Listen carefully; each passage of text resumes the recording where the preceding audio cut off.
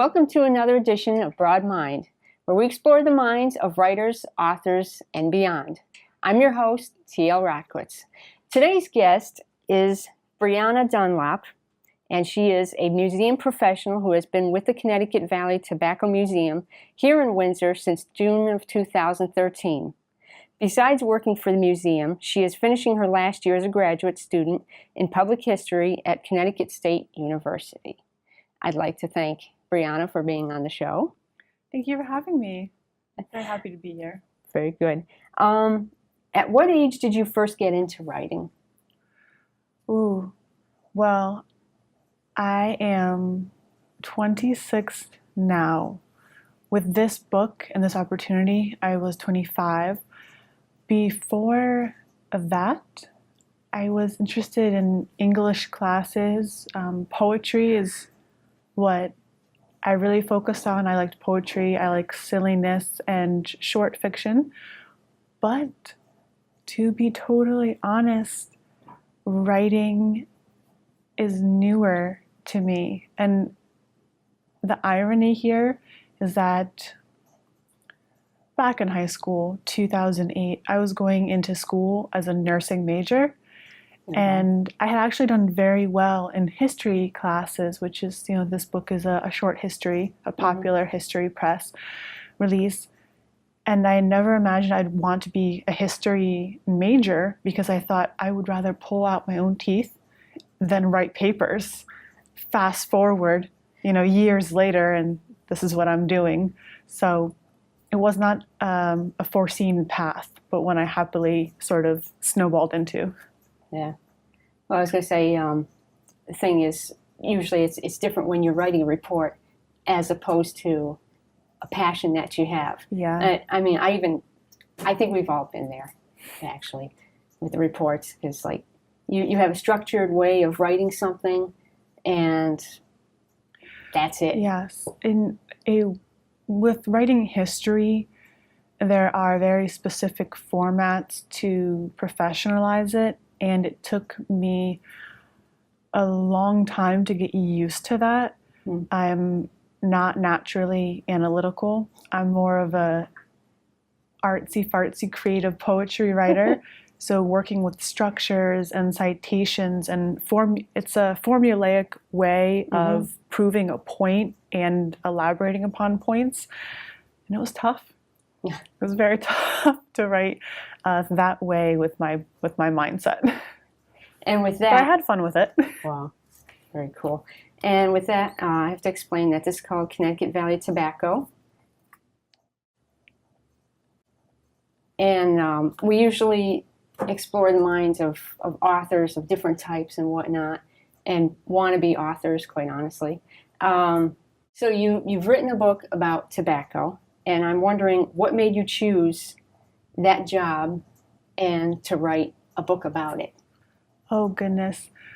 Well, stepping into the Connecticut Valley Tobacco Museum was very much a meeting of my academic experience. I was close to finishing my undergrad degree in history. And I did know the president of the organization. So it's true that most of getting a job is knowing someone. And I was fascinated with the history, which I had known a few years before through my boyfriend and our common interest of smoking cigars. I do smoke cigars. Not currently. I have braces now. So the history of this was intriguing. As a Connecticut resident, the more I learned about cigar tobacco here, I said, why did I not learn about that in school? And all of this added up to becoming really interested in the museum. I was offered the job as curator. And over the course of the 3.5 years I was there, I realized it was more than a curatorship job. It was also a position of being a director and running the museum, but that involved, research and helping other people research and getting to know the history and the culture and the whole region, because it's not just Windsor and Connecticut. Right. The valley goes all the way up the Connecticut River. Yeah. So I fell in love with the history. Is the Wow. bottom line. I could talk about it. I could write a book about it. Could talk about it all day. But when the opportunity came to write this book, it was the matching of two perfect things. I felt that there was a chance to write a history that I wanted to see. I am a feminist, and I looked at the history that was presented, and a lot of it is from a very specific point of view. It was a white male's point of view of the history. It was a farmer's point of view. And I said, well, there's generations of immigrants. And before generations of immigrants, there was Native American use with tobacco. And so I wanted to start all the way back and move forward with a couple streams, that being, how tobacco changed, how cultures changed with it. I wanted to make sure that I went over all the main points of immigration related to the history of cigar tobacco, whether it was the English immigrants and the Polish immigrants, and then the Jamaican immigrants and Puerto Rican immigrants, and now Mexican and Ecuadorian workers. And I wanted to make sure that women's history was also included in that, not in separate chapters or as run-ons, but totally inclusive throughout the book. So I think I got off track with that, but that's what I wanted to see in the book. And I had been doing the work at the Tobacco Museum for a few years, and I was finishing my master's degree in public history or museum studies. And I got a phone call from an editor at the History Press, and they said, "Hi, we're looking for someone to write a book on cigar tobacco history.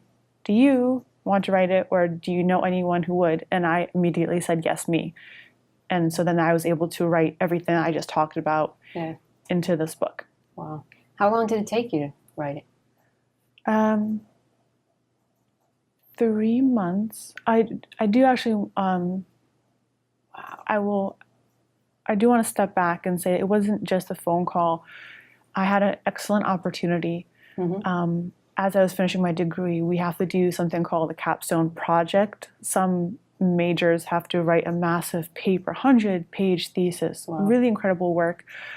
With a public history degree, it was more of a hands-on project.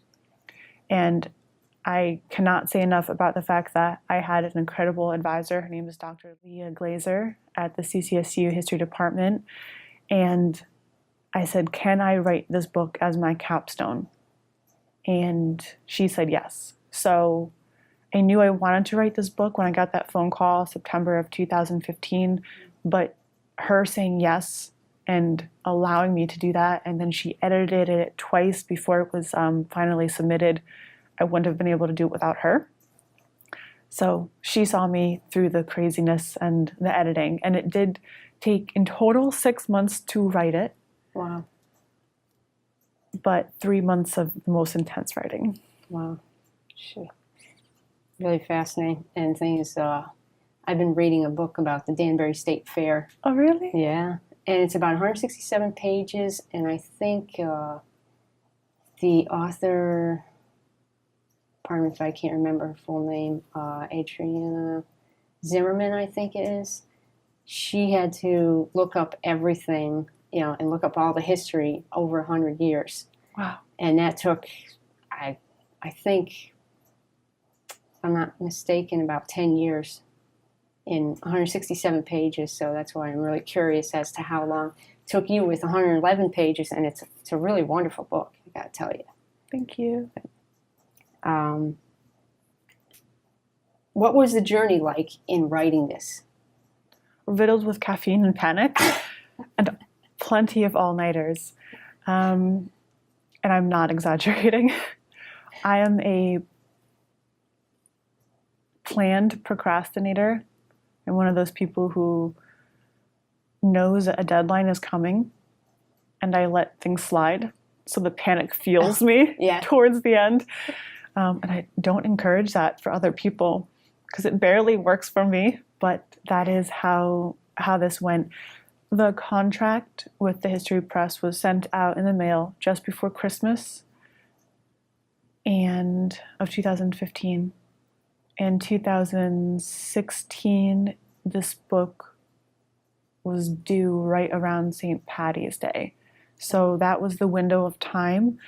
And I did very little writing in December and January. It was more driving around to local historical societies. I was going to historical societies in Connecticut and Massachusetts, driving up and down the 91 corridor in the valley, collecting bits and pieces. But then the writing really happened when my editor called and said, "So can I get a first chapter, kind of a chapter or two?" And I realized I have so much laid out, and it felt like a big accordion of chapters and links. Wow. But I'm like, okay, now I have to make it intelligible to other people. And then the rush was on. Wow. Do you have a method to your madness? Ooh, sitting at the kitchen table and just doing it. It was a matter of just sitting down and committing the time. And I had never pulled an all-nighter before, but I found that that was what I was doing, because during the day you have things to do. You have work, and then, life and laundry and visiting friends and family. And the holidays were, of course, when this contract started. So the holidays are a void of time. Yeah. I started writing late into the night, going to bed around 11:30, and then I would set my alarm to wake up around 2 or 2:30 in the morning. And then the wee hours of the morning, when it's silent and there's nothing else to do, I would write in the dark at my kitchen table. And that is when I got most of the work done. Yeah. I know the feeling. Usually you have to try to discipline yourself, and some people will say the way that they get into it is by setting aside 10 minutes to write. Oh. And it's like, I don't know how to do that. I'm like you. I'm very much a night owl. So my ideas come fast and furious for me late at night, and I'm up till like 3 o'clock coming up with something and say, it's late. Yeah. And that's what happened with my first novel, quite honestly. It took me 9 months, but every single time it would happen, it would be late at night. So it's the magic hour. It's not something you would particularly tell people, yeah, go ahead, do it. No. No. It's funny how the mind works and everything. Yeah. So I don't know. But I say really good for you. I'm fascinated by your collaboration with Leonard Hellerman. I love what you wrote about him, because not too many people acknowledge their collaborators, or in this case, a photographer. With the History Press, they actually wanted the author to get all the pictures and have just simple photo release forms. And most of the time, you go to historical societies and say, "Hey, can I use this image that belongs to you?" They say, "Sure." I needed the most beautiful pictures possible. That's the bottom line. The landscape here is gorgeous, and making sure that readers had the best possible insight into the true beauty and the culture of this. I wanted color pictures. And so I immediately thought of Leonard Hellerman, and I asked him if he would want to do this. And I told my editor, this guy's images are what I want. Historic images I can provide. The Connecticut Valley Tobacco Museum has so many. I didn't need permission from any other historical society. So the black and white pictures that you see in there are mostly from the museum. But I was so pleased and proud of Leonard. This company, the History Press, does not normally do color pictures in the books. It's always black and white, even for modern pictures. And I said, this guy's art is so beautiful. It needs to be color. And the editor looked at it and said, yeah, I'll talk to my bosses. And that's why you have color images in here, and you normally don't. So teaming up with Leonard was great. Mhm. He and his wife are lovely people. Yeah, Leonard and Betty. I want to ask, which came first? Was it the writing or the photography, or was it? They want the pictures first. Okay. It was the pictures first, and so I spent a lot of time scanning pictures at really high resolutions. So that takes a long time. Wow. And I needed 60 to 70 images. I think I submitted 65 in total, and 32 of those were Leonard's color pictures. Yeah. So that made my life a little easier. I didn't have to find as many historical images. Yeah. But yeah, the pictures were due in February before the writing, which makes a lot of sense. I was panicked. I was just finding pictures that I thought helped tell the story. Again, I wanted to make sure that the pictures were diverse. But I realized it was really smart to have the pictures in before the writing, because as I was writing, I can say, oh, I'm so glad I scanned that picture, because it will go great right here. The connection there. Yeah. Wow. So it was actually the company that told you how many pictures they wanted? Yes.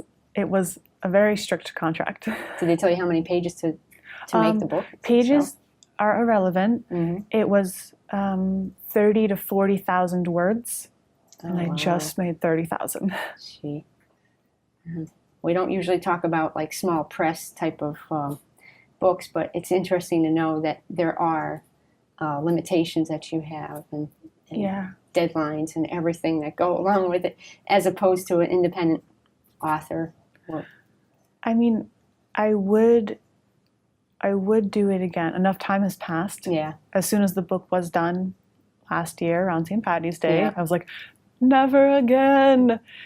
But we now, all say that. Yeah, and I'm like, oh, well, if there's another part of history I fall in love with, I would do it again. Yeah, because you feel like you're a little empty after you're finished writing it, a little postpartum type of syndrome in which you're like, wait a minute, I don't have to do this anymore. It's done. It's like, what do I do next?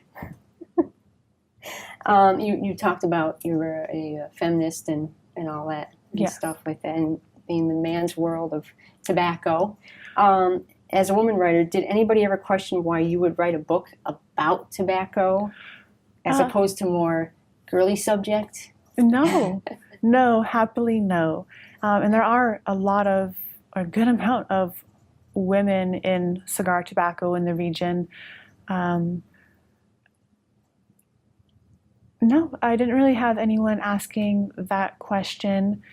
I do address in one of the final chapters the concept of women showing power or modernism with smoking cigars. I particularly take issue with a lot of almost all cigar magazines that give a lifestyle, and a lot of the time they feature the women still just in the bathing suits as an object holding a cigar to sell it. Yes. Compared to then you have a very large article about the machismo of a man who is the grower or the CEO. So, but there is a growing trend of women smoking cigars and using it to show equality. Like, I'm powerful too. Here's my cigar. Yeah. I have to admit, I was a little surprised when I picked up the book and discovered that it was a female writer. And usually when I come across female writers who write something that's out of that girly range or whatever you want to call it, they usually have initials with their last name, like J.K. Rowling. And there's actually another author I know of, and she goes by her initials. And I think to myself, why is that? Because you want to be taken more seriously or something? And I hate to say, but usually as a novelist, personally, they choose to think that you're part of the chick lit type of contingency, and it's like, no. So I give you a lot of credit for being brave and just putting your name out and say, Brianna, this is who I am. Oh, thank you. And this is what I wrote, and I'm proud of it. That means a lot, thank you. Hats off to you for that. You talked about, going on the road and everything and Yeah. whatnot. How important is it to get the facts right? Really important. And knowing your crowd matters as well. The facts matter, and listening to other people tell their truths is also a huge part of it. So I think I've given 12 talks since the book came out, and I was doing traveling talks before the book came out. I'm happy to talk at cigar shops and historical societies for that. And a large part of it is listening to people talk back after. They want to share their stories. And I have had people say, well, actually, I remember this as that. And, who am I to argue with someone if, in their particular town or region, something that I mentioned in the book or a presentation is different. I have never worked tobacco. I am not from this region. And so I think facts are facts, but listening to other people share theirs matters as well. No, because you go back even to the 1600s. So I had to ask, because it's not like you're going to find someone from that time.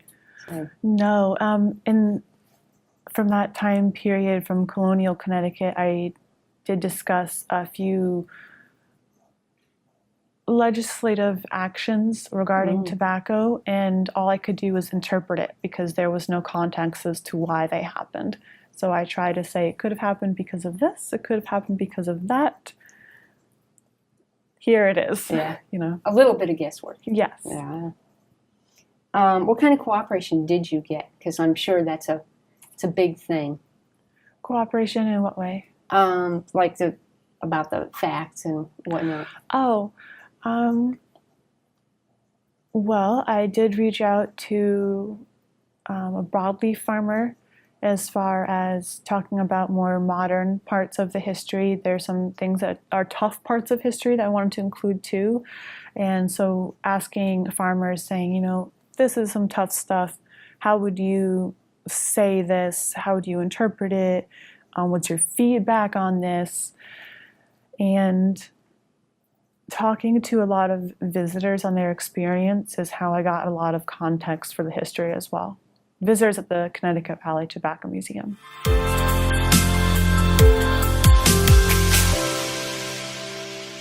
I'd like to read a poem that is in this book. It's called Summer Break, and this is how it goes. Before the sun rose and the mist burned off, we stood around in jean jackets and work boots, smoking Luckies and dreaming of Camaros. And when it was time, we got down in the dark furrows of earth, still clotted with pools of irrigation water, between rows of tobacco, snapping suckers, and gathering mounds of our own native soil. Soil of our parents and our parents' parents. Pumped up from the Farmington and the Connecticut, cool and black and crumbly around and gentle stalks. By July, the plants grew tall, and we came through the rows, crab-like, standing by degrees. And each day the soil baked and broke and got stuck in everything and came swirling off in a fine powder when we slapped our thighs. But under the nets we picked and piled the leaves, threw dirt, cursed, fought, dodged the sadistic straw boss, and dreamed of girls, sweet and horny and out of reach.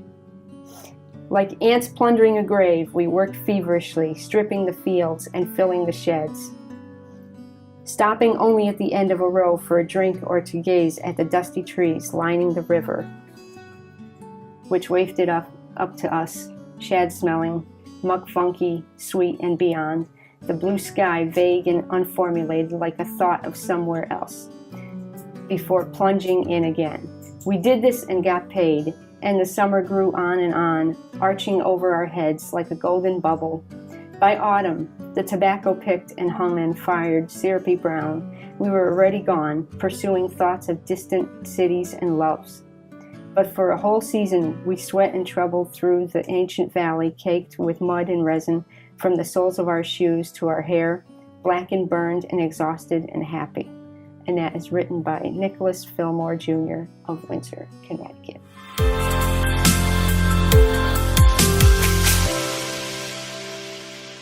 I just want to ask you, in regards to this book, where can people purchase it from?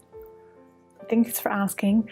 You can purchase it at Barnes & Noble and Amazon, and there is a bookshop in Broadbrook, Connecticut, a small local shop, which I encourage everyone to go out and go visit their local shops. And I think you can request it at local bookshops as well, and they can order it for you that way. Book club is excellent. Book club, yes. Yeah, yes, we had Cindy fantastic. Conto as one of our guests last year, the year before, actually. Another place you can pick this up is at a gift shop in Windsor Locks called The Playful Peacock. So I'd really like to thank Briana Dunlap for being my guest today. Thank you for having me. And this is Broad Mind. I am T.L. Rockwitz, and until then.